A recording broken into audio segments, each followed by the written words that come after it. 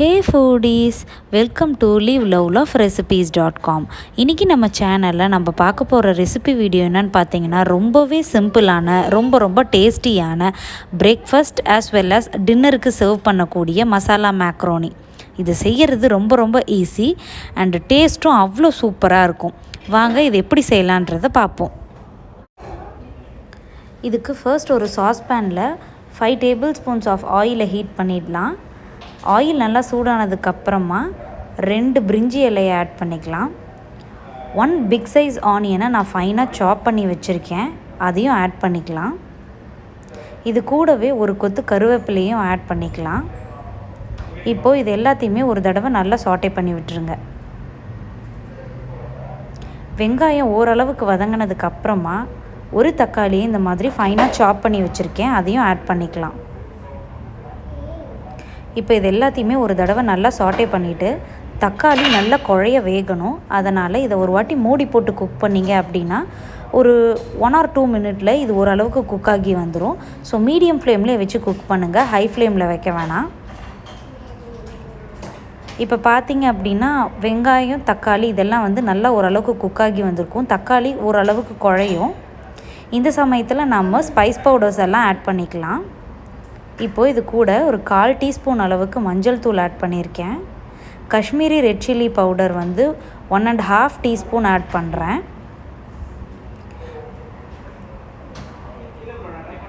இப்போது இது கூடவே மல்லித்தூள் 1 teaspoon அளவுக்கு ஆட் பண்ணிக்கலாம்.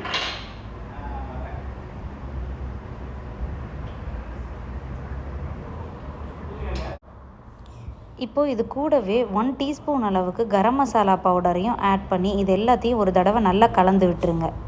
இதெல்லாம் அப்படியே ஒரு பேஸ்ட் கன்சிஸ்டன்சியில், அதாவது தொக்கு மாதிரி ரெடியாகி வரணும். அதுக்கு தக்காளி நல்லா குழஞ்சி வரணும். ஸோ அந்த அளவுக்கு நல்லா சாட்டே பண்ணி விட்டுட்டு கொஞ்சம் நேரம் வெயிட் பண்ணுங்கள். இப்போது இது கூடவே நறுக்கின கொத்தமல்லியை ஆட் பண்ணிக்கலாம். உங்கள்கிட்ட புதினா இருக்குது, புதினாவோட ஃப்ளேவர் உங்களுக்கு பிடிக்குன்னா புதினாவையும் ஆட் பண்ணிக்கலாம், ரொம்ப நல்லாயிருக்கும். இது எல்லாத்தையும் ஒரு தடவை நல்லா கலந்து கொடுத்துருங்க. இப்போ இதுக்கு தேவையான அளவுக்கு வாட்டர் ஆட் பண்ணிக்கலாம். நான் அதாவது 1 cup 250 grams அளவுக்கு இருக்கிற மேக்ரோனி எடுத்திருக்கேன். அதுக்கு டபுள் த பங்கு தண்ணி ஆட் பண்ணிக்கணும். ஸோ வாட்டர் ஆட் பண்ணி நல்லா கலந்து விட்டுக்கலாம். இப்போது ஓரளவுக்கு வாட்டர் கொதி வந்ததுக்கப்புறமா நம்ம எடுத்து வச்சுருக்கிற மேக்ரோனி ஆட் பண்ணிவிட்டு இதுக்கு தேவையான சால்ட்டையும் ஆட் பண்ணி எல்லாத்தையும் ஒரு தடவை நல்லா குக் பண்ணிக்கலாம். நல்லா கலந்து விட்டுருங்க. இப்போது இதை மூடி போட்டு தான் நம்ம குக் பண்ண போகிறோம். பை த டைம் இந்த தண்ணி எல்லாம் அப்சார்ப் ஆகியிருக்கும்போது நம்மளோட மேக்ரோனி கண்டிப்பாக கரெக்டாக குக் ஆகி வந்துடும். ஏன்னா 1 cup மேக்ரோனிக்கு 2 cup தண்ணி அப்படின்றது தான் கரெக்டான கணக்கு.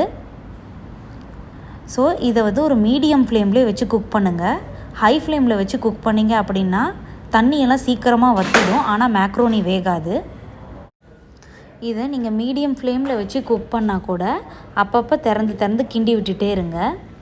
இது எல்லாமே ரெடி ஆகிறதுக்கு ஒரு 13 to 15 minutes எனக்கு ஆச்சு. ஸோ மீடியம் ஃப்ளேம்லேயே வச்சு இந்த மாதிரி கிளறி விட்டுக்கிட்டே இருங்க. அப்பப்போ மூடி வச்சு குக் பண்ணுங்கள். இப்போது ஒரு 12 to 13 minutes பார்த்தீங்க அப்படின்னா நம்ம ஆட் பண்ண வாட்டர் எல்லாம் நல்லா அப்சார்ப் ஆகி இந்த மாதிரி ஒரு சாசி கன்சிஸ்டன்சியில் நம்மளுக்கு கிடச்சிடும். இந்த மாதிரி ஒரு சாசி கன்சிஸ்டன்சிக்கு வந்ததுக்கு அப்புறமா யூ கேன் ஸ்விட்ச் off the flame and serve them. So ரொம்பவே டேஸ்டியான மசாலா மேக்ரோனி இஸ் ரெடி.